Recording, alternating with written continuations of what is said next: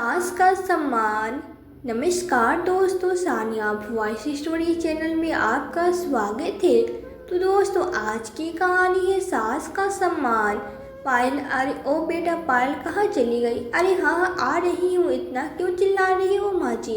एक बार में सुनाई देता है मुझे, बार बार चिल्लाने की ज़रूरत नहीं है। कुछ काम ही कर रही थी इसलिए देर लग गई, पर आपको तो ज़रा देर भी सब्र नहीं होता। पायल अपनी सास रेणु जी पे चिल्लाते हुए बोली, बताइए कि क्या काम था, क्यों खामोखा इतनी देर से चिल्लाए जा रही थी? तब रेणु जी बोली, बेटा काम तो कुछ नहीं था, बस मुझे बहुत देर से खांसी हो रही थी, जरा एक गिलास गर्म पानी लाकर दे दोगे? इस पर बहू पायल चिल्लाती हुई बोली, अरे वाह, तुमने तो मुझे अपनी नौकरानी समझ रखा है। एक गिलास पानी के लिए भी तुम मुझे ही आवाज़ लगाओगे, उठकर खुद नहीं ले सकती? अभी तुम्हारे हाथ पांव सही सलामत थे, कोई टूट नहीं गए जो अपने लिए खाना पानी तक नहीं ले सकती? कम से कम इतना तो कर ही सकती हो ना? बड़बड़ाते हुई पायल किचन में गर्म पानी लेकर आई।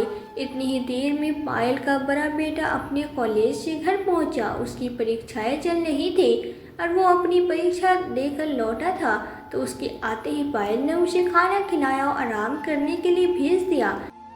फिर रेणु जी पायल को आवाज़ लगाकर पूछने लगी, बहू किचन में खाना नहीं है, तुमने मेरे लिए खाना बनाकर नहीं रखा क्या? तब पायल बोली, सुबह 9 बजे ही तो खाया था, अब फिर से भूख लगने लगी। माँ जी, दिन में 4-4 बार कौन खाता है? अरे यह तो बच्चे हैं, स्कूल कॉलेज आते जाते रहते हैं, थक जाते हैं। अगर यह 4-4 बार खाना खाए तो सही समझ में आता है, लेकिन आप तो पूरे दिन घर पे ही रहती है, फिर भी पता नहीं कितनी भूख लगती है आपको। जब बनाऊंगी तब खा लेना, अब मैं थोड़ी देर आराम कर रही हूँ। रेणु देवी जी अपनी बहू से कहने लगी, बेटा खाने के लिए कुछ और हो तो मुझे दे दो। अब मैं सामान लेकर आई थी, तब मैं नमकीन भी लेकर आई थी, वो नमकीन तूने कहाँ रखी है? मुझे बता दे, मैं निकाल कर खा लेती हूँ। पेट में थोड़ा सा अनाज जाएगा तो ज़्यादा भूख महसूस नहीं होगी। फिर 2 घंटे आराम करके जब तू उठेगी तब तू मेरे लिए खाना बना देना। पायल इस पर झुझलाते हुए अपने बिस्तर से उठती हुई आई और किचन में नमकीन के पैकेट निकाल कर पटक दिया और बोली, बस यही है, जो भी है बस इसे खाकर चुपचाप बैठे रहना और दोबारा मुझे आवाज़ मत लगाना, अपने आप उठकर खाना बना दूंगी मैं। इतना कहकर पायल कमरे में चली गई और अपने कमरे का दरवाज़ा बंद करके आराम करने लगी। रेणु देवी जी बेचारी क्या करती, उन्हें भूख तो बहुत जोर से लग रही थी, लेकिन क्या कर सकती थी। उन्होंने सोचा कि बहू भी सुबह से काम में लगी है और थकी हुई है, तो कोई बात नहीं, अभी नमकीन खाकर ही काम चला लेती हूँ। यह सोचकर उन्होंने नमकीन खाई और पानी पीकर आराम करने लगी। शाम 4 बजे तक भी पायल अपने कमरे से बाहर नहीं आए। इधर रेणु जी की को भूख के मारे बुरी हालत हो रही थी, पर यदि पायल को आवाज़ लगाती तो वह उन्हें 4 बातें सुना देती, इसलिए बेचारी चुपचाप से अपने पेट को खाट पे गिरा कर पड़ी हुई थी। जब उससे भूख बर्दाश्त नहीं हुआ तो उन्होंने पायल को आवाज़ लगा दी। आवाज़ लगाते ही पायल कमरे से निकलते हुए बोली, अरे हाँ माँ जी, आ रही हूँ। पता है आप भूखी है, पता नहीं कितनी भूख लगती है, पेट है या भंडार घर जो भरता नहीं। नमकीन खाने के बाद भी भूखी है आप, हर टाइम बस खाना खाना ही करती है, पता नहीं क्यों इतनी भूख लगती है। न कोई काम करती है न धंधा, फिर भी इन्हें भूख लगती रहती है। हर समय कहती हुई किचन में गई और 1 कप चाय और 2 पीस बिस्किट देते हुए कहती है, जब तक खाना बनाती हूँ तब तक यह खा लीजिए, पता नहीं आपको कितनी भूख लगती है। अब इस सुबह की 4 रोटियां खाई थी, नमकीन खाई, फिर भी भूख लगी ही है। एक मैं हूँ जो सुबह खाकर सीधे रात को खाती हूँ। अपनी सास को ताना दी मारा, वापस किचन में काम करने चली गई। उसने सब्जी बनाई, आटा गूंद कर रख दिया और अपने पति के आने के बाद यानी कि 7 बजे के बाद ही उसने खाना बनाया।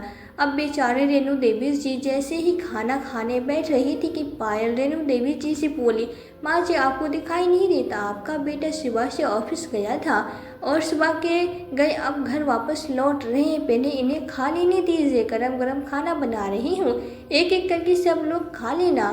कौन सा पहाड़ तोड़ते हैं आप, जो जरा सब्र नहीं हो रहा है? इतना कहती कहती पायल ने सास के हाथ से थाली ले ली और अपने पति को खाना दे आई। फिर कुछ देर रुककर रेणु देवी जी अपने लिए खाना परोसा और खाना खाने लगी। खाना खाते हुए सोचने लगी, कुछ दिनों से बहू का बर्ताव मेरे प्रति बहुत बदलता सा जा रहा है। आखिर बात क्या है? क्यों अचानक से यह इतना अजीब बर्ताव कर रही है? मेरी इतनी सेवा किया करती थी और आज देखो यह मुझे खाना तक देने को तैयार नहीं है। आखिर ऐसा क्या हुआ है? यह सोचते हुए वो खाना खा रही थी और खाना खाकर बर्तन किचन में सिंक में उन्होंने डाल दिए। उस वक्त उनकी बहू कुछ नहीं बोली, लेकिन सुबह को पति के ऑफिस चले जाने के बाद रेणु देवी जी पर बरस पड़ी। माँ जी, आपने मुझे समझ क्या रखा है? एक बात बताइए, सब काम करने का ठेका क्या मैंने ही ले रखा है? इस घर में मैं अकेले ही सबसे ज़्यादा खाती हूँ क्या? आप पूरे दिन बैठी रहती है, कोई काम ना धाम करती है। कम से कम आप उतना ही सोच लीजिए कि अपने काम तो कर ही लो। अरे खाना खाकर अपने बर्तन साफ नहीं कर सकते क्या आप? रात मैंने आपके बेटे की वजह से कुछ नहीं कहा, वरना आपका बेटा और मेरा बेटा दोनों ही मुझ पे चढ़ बैठते, मुझे सुनाने लग जाते। अरे कम से कम इतना तो देख लीजिए कि मैं भी दिन भर काम करती रहती हूँ। काम नहीं तो अपना खाया बर्तन ही साफ कर दीजिए। रेणु देवी जी धीमे कदमों से अपने बर्तन को उठाकर किचन में ले गई और खुद के बर्तन साफ करने लगी। साथ ही सिंक में जितने बर्तन पड़े थे सब धो दिए। दरअसल रेणु देवी जी को यह सब सोचकर बड़ा अजीब लग रहा था कि उनकी बहू का बर्ताव उनके प्रति इतना कैसे बदल गया। अब वो उन्हें ठीक से खाना भी नहीं देती, कभी कभार तो उनके एक वक्त के खाने को ही टाल देती थी। कभी कभी बिस्किट दे देती है, कभी थोड़ी बहुत नमकीन वगैरह, बस। जबकि पहले तो वो अपने सास ससुर का बहुत अच्छे से ध्यान रखती थी। फिर अब इसे क्या हो गया? रेणु देवी जी कुछ नहीं बोली और अपना काम निपटा कर अपने कमरे में जाकर बैठ गई। शाम के समय अपने पड़ोसी के यहाँ जाकर बैठ गई। कुछ देर उनसे बातचीत करने के बाद जब वो अपने घर वापस लौटे तो उनकी बहू खाना बना चुकी थी। खाना खाने के बाद सब लोग आराम करने चले गए थे। रेणु देवी जी किचन में जा अपना खाना खाने के बाद बर्तन साफ कर रही थी। तभी उनकी बेटी ने देखा कि उसकी माँ अपना बर्तन खुद साफ कर रही है, तो वो अपनी पत्नी से बोला, पायल तुम्हें दिखाई नहीं दे रहा क्या माँ अपने बर्तन साफ कर रही है? तुम उनसे बर्तन भी नहीं ले सकती हो क्या? माँ जी, वो कहिए नहीं, वैसे तो कभी बर्तन साफ नहीं करती, आपके सामने दिखावा कर रही है जैसे यही करती है सब। माँ जी, रख नहीं सकती हैं आप बर्तन यहाँ पर? आप इनके सामने ऐसा जता रही है जैसे आप ही सारा काम करती हैं। इस पे रेणु देवी जी बोली, नहीं बेटा, मैं तो कुछ नहीं करती, सारा काम बहू ही करती है, तू आराम कर, परेशान मत हो, मैं बिल्कुल ठीक हूँ। रेणु देवी जी का बेटा नितिन अपनी माँ से जितना प्यार और जितना सम्मान करता था, उसकी पत्नी पायल पता नहीं क्यों उससे उतनी ही चिढ़ी बैठी थी। पहले पायल भी ऐसी नहीं थी, लेकिन कुछ समय से उसका बर्ताव बदल सा गया था। जबकि अपने ससुर के मौत के बाद उसे अपनी सास का अच्छे से ध्यान रखना चाहिए था, लेकिन पता नहीं अब उसे क्या हो गया कि वो अपने सास के साथ ऐसा बर्ताव करने लगी। इन सब बातों को नज़रअंदाज करते हुए बेचारू रेणु देवी जी बहू बेटी के साथ खुशी खुशी रहने का सोच रही थी।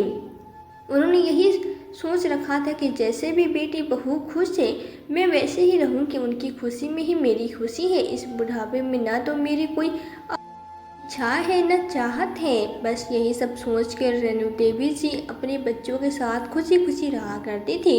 कई बार अपनी बहू के बर्ताव से वह उदास हो जाया करती थी, लेकिन फिर अपने बेटे और पोते को देखकर खुश हो जाया करती थी, क्योंकि उनकी बहू जितना उनसे खींचकर बात किया करती थी, उनके पोते और बेटे का उनके प्रति इतना ही प्यार ज़्यादा था।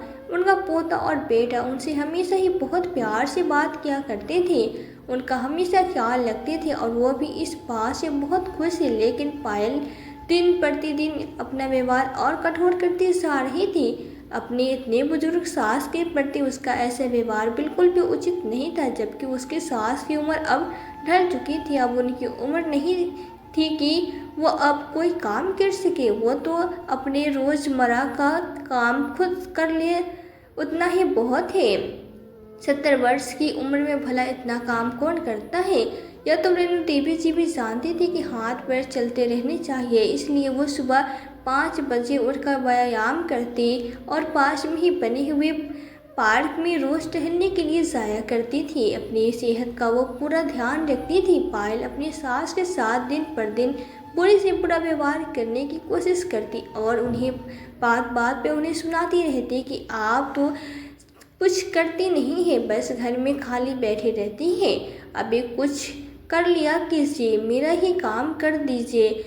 यह सारी बातें उनसे करती रहा करती थी, लेकिन अपने पति और बेटे के सामने वो अपनी सास को कुछ नहीं कहती थी। उनके सामने वो बहुत सीधी और अच्छी बनने का नाटक किया करते थे, क्योंकि वे दोनों रेणु देवी जी से बहुत प्यार करते थे। पायल के यूं बदलते हुए व्यवहार को देखकर ही रेणु देवी जी परेशान थी, पर वो अपनी बेटी की तरह उसे मानती थी, इसलिए उसकी खुशी के लिए वो जैसा कहती वैसा कर दिया करती थी। एक दिन रेणु देवी जी बैठी हुई थी, तब उनकी बहू उनसे कहने लगी, माँ जी अब आप सारे काम तो खुद कर ही लेती हैं, अगर बुरा न माने तो एक बात कहूँ, मेरे पास इतना ज़्यादा काम हो जाता है कि मुझे बिल्कुल फुर्सत नहीं मिलती। अगर हो सके तो आप मेरी थोड़ी मदद कर दिया करें। बस कपड़े धोने का काम आप कर दीजिए, बाकी सब काम तो मैं कर ही लेती हूँ।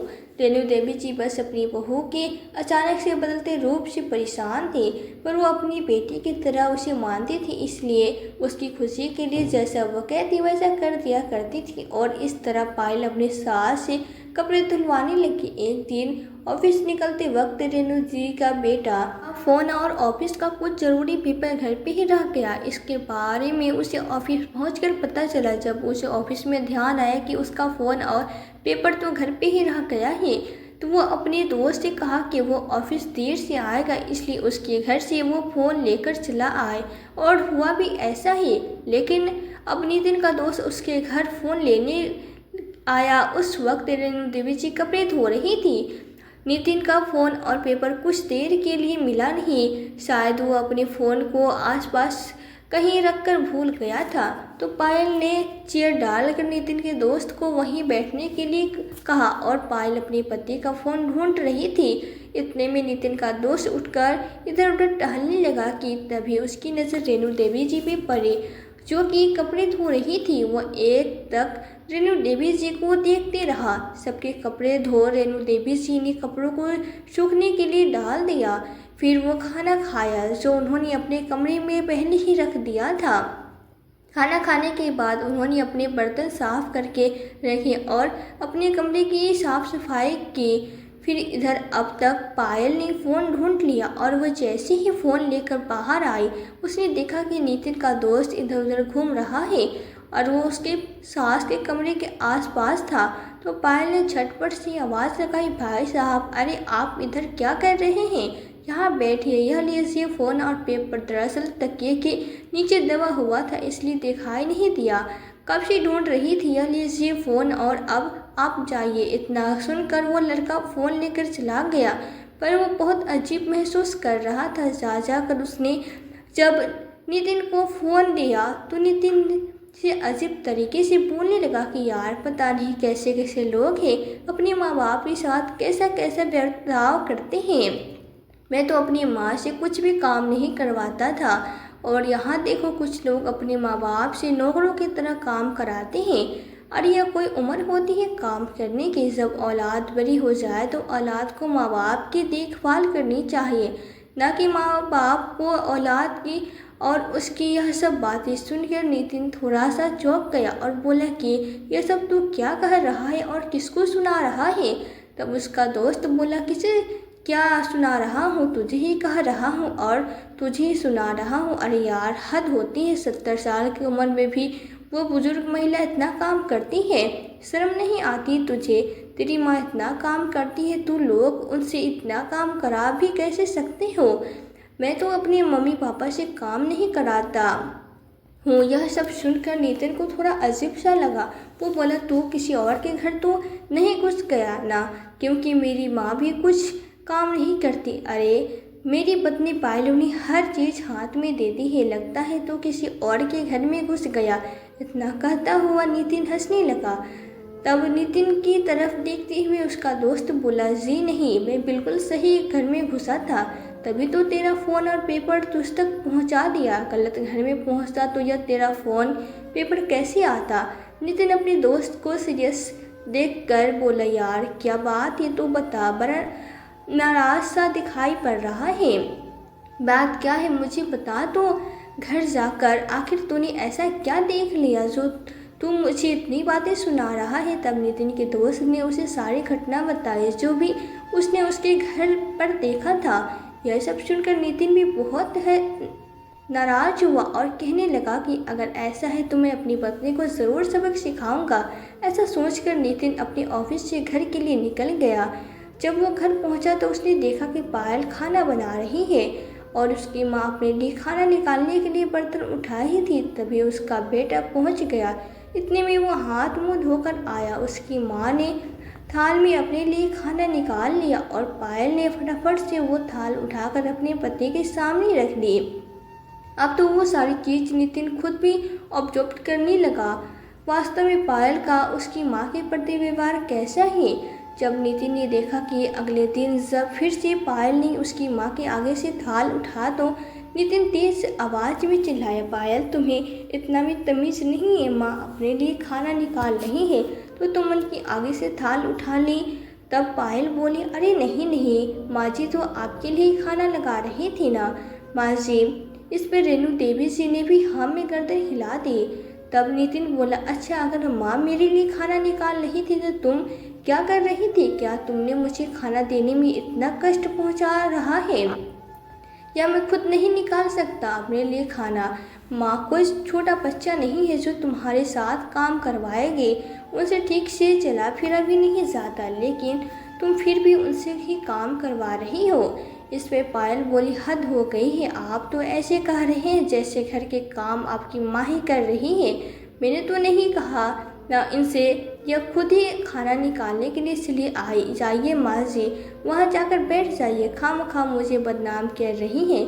नितिन ने कुछ भी नहीं कहा क्योंकि नितिन के सामने वो बड़ी भली बन जाया करती थी। जब नितिन ने अपनी बेटी यश से इस बारे में बात की तो यश ने कहा कि हाँ पापा, मुझे भी मम्मी का व्यवहार दादी के प्रति कुछ बदला बदला से लगता है और काफ़ी समय से मैं यही देख रहा हूँ। तब नितिन ने बोला, बेटा इसी बात को तो हमें पता लगाना है, हम दोनों को आखिर तेरी माँ का बर्ताव इतना बदला बदला से क्यों है।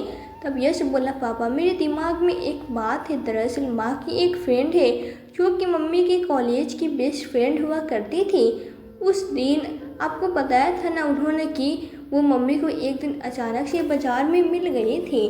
तब से उसका उनसे कांटेक्ट हुआ और फिर तब से ही वो मम्मी से बात कर लेती है। और जब मम्मी को उनसे कांटेक्ट हुआ है तब से ही मम्मी का बर्ताव दादी के प्रति बदलता जा रहा है। पता नहीं क्या गर्भ डाला है, पर कुछ तो करना ही पड़ेगा। यह सब सोचकर नितिन कहा, अगर बेटा सचमुच ऐसा था जैसा तू कह रहा है तो मैं इस बात का पता लगा कर रहूँगा। तब नितिन ने अपने दोस्त की मदद से अपनी पत्नी के सारे कॉल्स को इस तरह से रिकॉर्ड पर लगाया कि उसे पता ही नहीं चला। और इधर पति के ऑफिस जाने के बाद उसकी पत्नी अपनी सहेली से बात करने लगी और वो उससे दुनिया भर की बातें करने लगे। शाम को जब नितिन ऑफिस से वापस लौटा तो नितिन ने अपनी पत्नी से कहा, मुझे अभी भूख नहीं है, मैं खाना बाद में खा लूँगा। तुम काम करो, मेरे लिए खाना बनाकर रख दो, मैं कमरे में आराम कर रहा हूँ। इतना कहकर वो वहाँ से चला गया और कमरे में जाकर अपनी पत्नी का फ़ोन चेक करने लगा। उसने पायल के फ़ोन से पायल और उसके दोस्त की सारी रिकॉर्डिंग अपने फ़ोन में भेज दी। अब उसने जब पता लगाया तो पता चला कि वो पायल की चचेरी बहन थी जो कि बहुत समय पहले अपने घर से आ गई थी। उस दिन वही पायल से बाज़ार में मिली थी और पायल उसी से फ़ोन पर बात करती थी, जो कि हमेशा ही पायल को उल्टे सीधे पाठ पढ़ाया करती थी।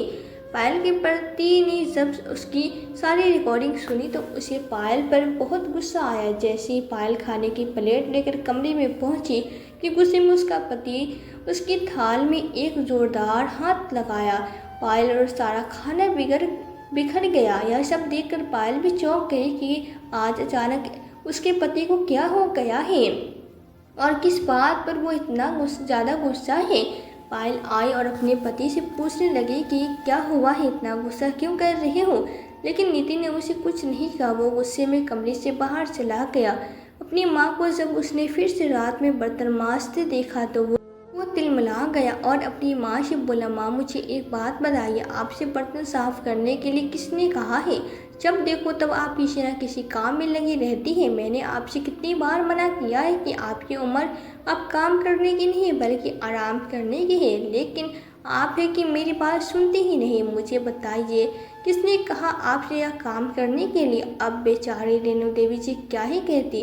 अपने बेटे की बात सुनकर थोड़ी परेशान और भावुक सी हो गई। फिर खुद को संभालते हुए तिरछी नज़रों से अपनी बहू की ओर देखने लगे और कभी अपने बेटे की ओर देखते हुए कह बोली, किसी ने ही नहीं कहा बेटा, मैं तो अपनी मर्जी से यह काम कर लेती हूँ। तब नितिन बोला, माँ मुझसे झूठ मत बोलिए, मैं सब जानता हूँ कि आप यह काम क्यों करती हो और किसने कहा है आपसे यह काम करने के लिए। आज के बाद आपको किसी की बात सुनने का कोई ज़रूरत नहीं है। मैं आपका बेटा, इस घर का मालिक हूँ और मैं इस घर का खर्च चलाता हूँ, कोई और नहीं। तो आपको किसी के आगे झुकने की ज़रूरत नहीं है और न ही किसी का कोई काम करने के लिए। सब मैंने आपसे काम करने के लिए मना किया है तो आप बस कोई काम नहीं करेंगे, सिर्फ आराम करेंगे।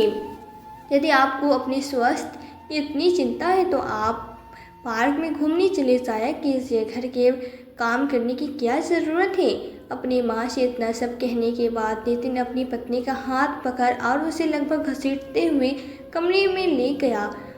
बल्कि कमरे से ही नहीं, वो पायल को घर से बाहर ले गया और उसे तुरंत अपनी गाड़ी में बैठाकर उसके मायके पहुंचा दिया। अब जब नितिन अपनी पत्नी पायल को लेकर अचानक से मायके पहुंचा और उसे वहीं छोड़कर आने लगा तो पायल के माता पिता भी चिंतित हो गए और फिर नितिन को रोकते हुए लगे, उससे बात करने लगे कि बेटा आखिर क्या हुआ है और तुम अचानक पायल को छोड़कर क्यों जा रहे हो?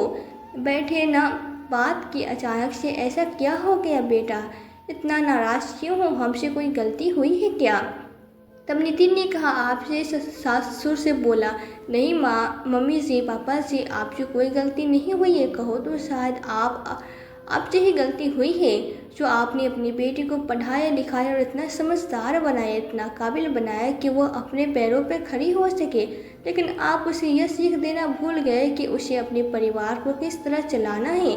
जब घर के बाकी सभी फैसले लेने के लिए यह इतनी समझदार दिखाती है तो इसे अपनी चचेरी बहन की बात मानने से पहले यह समझदारी क्यों नहीं दिखाए?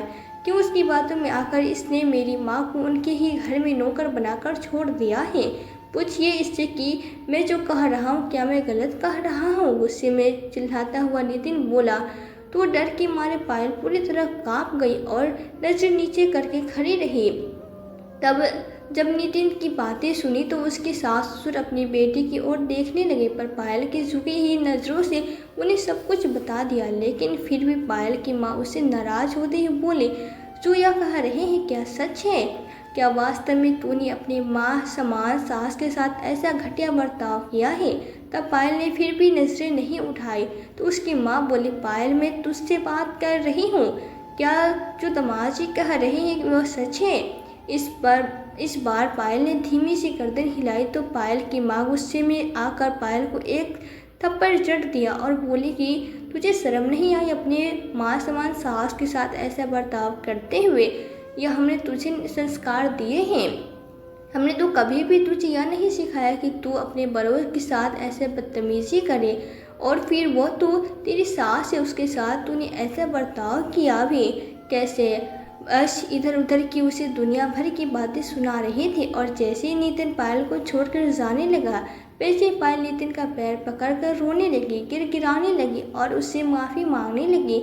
मुझे माफ़ कर दो नितिन, मुझसे बहुत बड़ी गलती हो गई। आज के बाद मैं ऐसा कभी नहीं करूँगी। मैं माँ जी का पूरा ख्याल रखूँगी। मुझे माफ़ कर दो नितिन। मैं अपनी बहन की बातों में आ गई थी, अब उसकी बातों में आकर मैंने अपना परिवार बिखेर दिया। मुझे माफ़ कर दो। लेकिन नितिन ने पायल की एक न सुनी और गुस्से में उसे छोड़कर चला गया। अब जब कुछ दिन तक पायल अपने ससुराल नहीं आई तो गांव के लोग भी बातें बनाने लगे। आखिरकार पायल के पति ने नितिन को फ़ोन किया तो नितिन ने पायल को ले जाने से मना कर दिया। तब पायल ने अपनी सास को फ़ोन कर तुरंत माफ़ी मांगी और उससे कहा कि उससे गलती का एहसास हो गया है। आज के बाद वो ऐसा कभी नहीं करेगी। और जब नितिन ने पायल के पिता से कहा कि गांव में उनकी बहुत बदनामी हो रही है क्योंकि उनकी बेटी बिना किसी कारण अपने ससुराल छोड़कर मायके में आकर पड़ी हुई है, बेटा हमारी खातिर ही सही पायल को ले जाओ। जब नितिन के ससुर ने यह बातें कही तो वो मना नहीं कर पाया और अपने ससुर की बात मानकर पायल को अपने साथ ले गया। अब पायल अपनी गलती समझ चुकी थी। अब उसने अपनी चचेरी बहन को या कोई सहेली को सबसे बातचीत करना बंद कर दिया और यदि बात भी करती तो केवल हाल चाल ही लिया करती थी। उससे ज़्यादा वो ना किसी से पूछती थी और ना ही किसी को बताया करती थी। अब उसने अपने परिवार को बांध कर प्यार से रखना सीख लिया था और अब से सब लोग खुशी खुशी परिवार में एक साथ रहने लगे थे। तो दोस्तों, कैसी लगी आपको आज की यह कहानी? कमेंट में ज़रूर बताइएगा। यदि वीडियो आपको अच्छी लगी हो तो वीडियो को लाइक और शेयर करके चैनल पे यदि नए हो तो चैनल को सब्सक्राइब जरूर कर दें। साथ ही बेल आइकन को प्रेस कर दें ताकि आने वाली वीडियोस की नोटिफिकेशन आपको मिलती रहे। तो आज के लिए बस इतना ही। मिलती हूँ आपसे एक नई वीडियो में एक नई कहानी के साथ। कहानी में अंत तक बनी रहने के लिए आपका दिल से बहुत बहुत धन्यवाद।